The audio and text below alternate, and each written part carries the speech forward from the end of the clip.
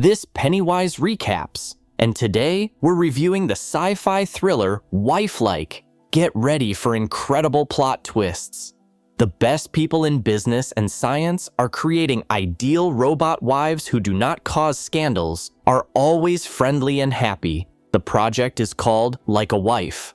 The robots are no different from ordinary women, except that they run on Android. William is a police detective and also a robot protector.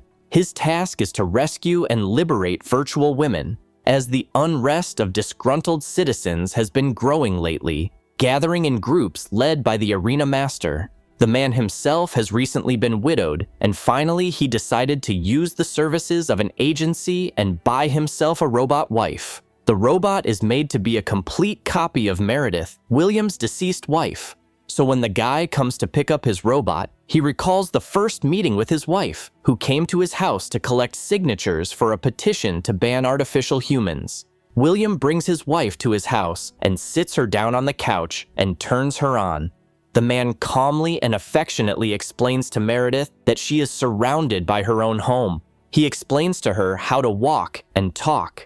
After that, the couple goes to the bedroom, and William has to spend a decent amount of time activating the settings of all sorts of interesting functions. Finally, all the functions are connected, and Meredith moves on to the fun part. At the end of the process, William asks the robot to stay to sleep with him, but Meredith goes to her room because her husband has completely drained her battery, and the robot needs to be recharged immediately. But the robot doesn't go straight to charging.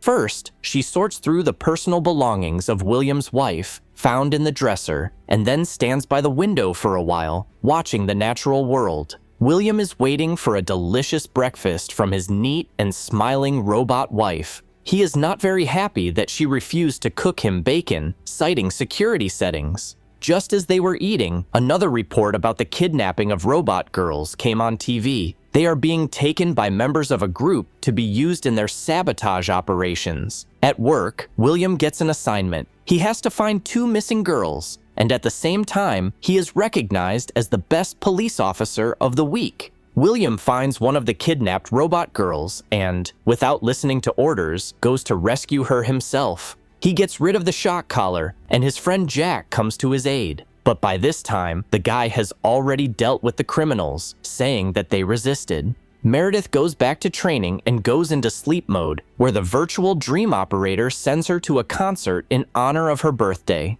There, she meets different people and sees a masked man who hands her a business card with a red bird on it. The guy doesn't have time to explain his job because William approaches. Meredith opens the menu and finds her hobbies. After reviewing the options, she asks the program to add knitting to her hobbies. After that, she knits a pillow with the same bird that was on the business card. The girl decides to go for a bike ride and meets a rude woman in the woods who keeps telling her that she has to remember something. When she returns home, she tells her husband what happened, but William says he doesn't understand who she's talking about, thinking she's just an offended woman who has been replaced by a companion.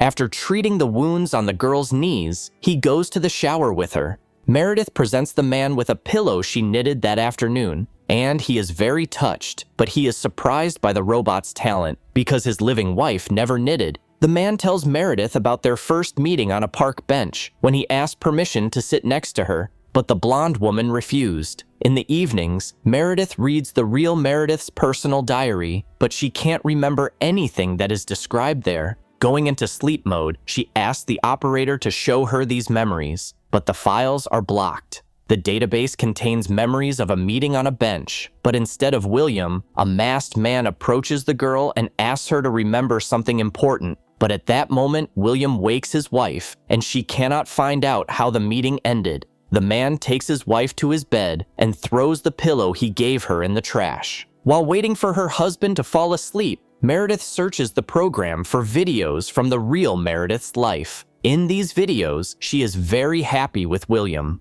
William gets a new assignment to find Lisa Miller. The policeman finds her at work, where she works as a secretary and pretends to be an ordinary person.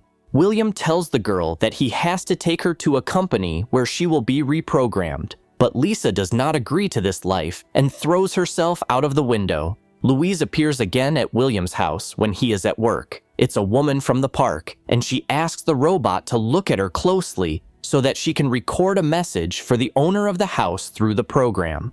In it, the woman talks about a certain Keen who is waiting to meet Meredith. The company is launching a new project, a perfect child who will never grow up. William carefully studies the advertisement and then goes to meet with the employees of the virtual center. He tells them about Lisa's actions and worries that other robots will also be able to make their own decisions. But the virtual center refuses to solve the problem. When William returns home, he sees that his wife has knitted him another pillow with a bird on it. This begins to bother him, especially after he learns about Louise's visit. Jack spends time with his robot, but he receives a call from William, who is scared that someone has been in his house. William learns that he was given a note, and it becomes clear that his wife suspects him of something.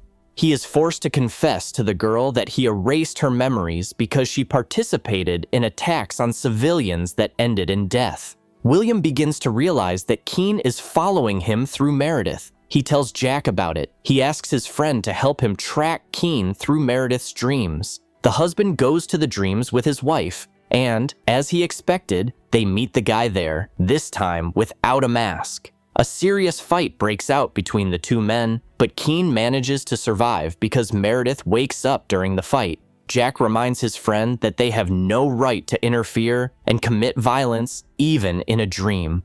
But the crazy William doesn't listen to his friend and promises to finish off Keen next time. William tells his wife that tomorrow she will undergo a procedure to remove her memories. She asks him not to do it, but William disagrees, saying that he is not ready to risk her. The girl is taken to a room where several dozen others like her are waiting for their turn. According to one of her neighbors, Meredith realizes that she has been in the same situation many times before, and each time she has met the girls again. Oya shares with the blonde a way to hold on to memories and not forget who you really are. But she asks Meredith to keep it a secret, otherwise they will no longer be able to help the Arena Master fight the Like a Wife project. Meredith finds out that she has already taken the woman's advice, which means that somewhere inside her are old memories that William hasn't found. The girls lie down on the floor to try to recreate these memories. Louise comes to Jack's house and gives his companion a flash drive with dirt on William.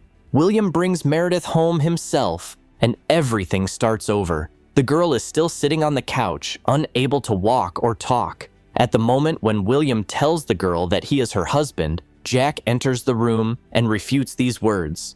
It turns out that Meredith has never been a policeman's wife, and once when he saw a pretty girl, William wanted her so badly that he took her away from Keen, taking his life. But the guy managed to use his memories to appear in her dreams. Jack asks his friend to abandon the good side and write a sincere confession, but William doesn't agree to it, so he no doubt kills his friend right in front of his wife. Meredith also manages to recover her memories, and she sees the night when William arrested her fiancé and then took her to his home, leaving Keen's body on the ground. He put a shock collar on the captive and tried to subdue her alive for a while, but it became clear that she would never submit to him in her life. Then, the policeman took a small pillow with a red bird embroidered on it and got rid of his rebellious lover. After that, he decided to create an electronic version of the girl. William believes that the blonde should be grateful to him for her new life, but Meredith has a different opinion on the matter. She goes into her settings and raises her physical strength to the maximum. The girl deals with her abuser without regret, stretching out an unpleasant experience for him. She then picks up a handmade pillow with a red bird on it. Meredith is transported into her memories, and it turns out that she and Louise have been fighting against the policeman for many years. And last time, the woman came up with the idea of using the image of Keen, hoping that it would allow Meredith to remember everything that happened. Louise gives her friend the ring that was in her fiancé's pocket. He was preparing to give it to Meredith. The girl recalls a meeting on a park bench and an evening in an open-air tent. All this time, Ken was by her side, not William. The Arena Master takes the stage and inspires the crowd with his speech. He is full of hope that robots have the same rights as any human. It turns out that the arena master is Meredith, who organized the confrontation and who is preparing for the arrival of the digital William created by the company Like a Wife.